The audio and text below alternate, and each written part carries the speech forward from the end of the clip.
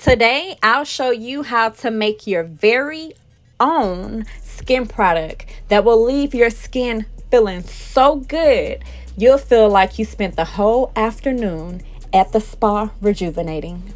This is a great choice to exfoliate and smooth your skin, even if your skin is extremely sensitive. Sugar Scrubs brighten tired, dull-looking skin to promote healthy, smooth, and flawless skin. We'll only use 3 ingredients.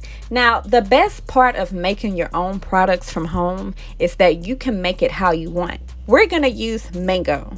Mango is rich in vitamin C and vitamin A, as well as antioxidants. These properties specifically help protect your skin from sun damage, which is perfect during the summer months.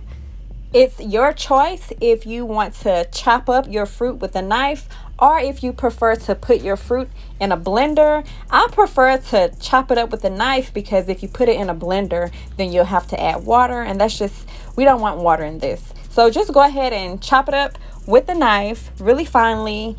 And now we're going to pour in our granulated sugar, a half a cup of that, and coconut oil. Coconut oil is really good to moisturize your skin. The sugar is really good to get rid of dry skin and is great for sensitive skin.